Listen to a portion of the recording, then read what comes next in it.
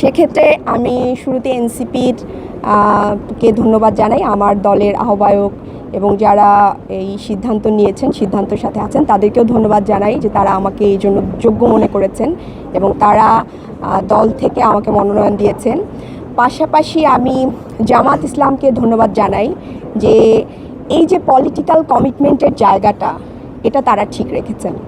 একটা জোট আসলে একটা কমিটমেন্ট, সেটা দেশের স্বার্থে, জনগণের স্বার্থে আমরা একসাথে কাজ করব, এটাই আমাদের কমিটমেন্ট ছিল এবং জনকল্যাণের স্বার্থে।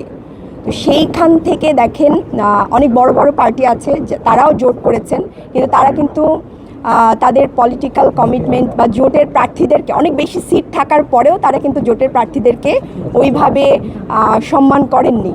তো এই জায়গা থেকে আমি বাংলাদেশ জামাত ইসলামকে ধন্যবাদ জানাই যে তারা তাদের পলিটিক্যাল কমিটমেন্টের জায়গা ঠিক রেখেছেন।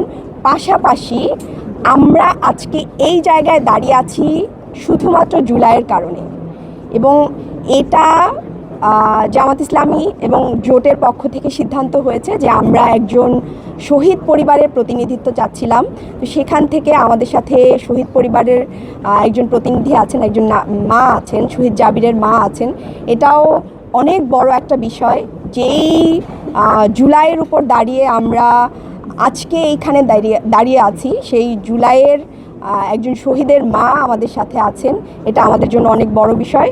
তো এই জায়গা থেকে আমরা আশা করি, এবং আমাদের সাথে যেসব আপারা আছেন ওনারা খুবই কোয়ালিটি সম্পন্ন, ওনারা অনেক অভিজ্ঞ এবং রাজনৈতিকভাবে এনারা আমাদের থেকে অনেক বেশি অভিজ্ঞ।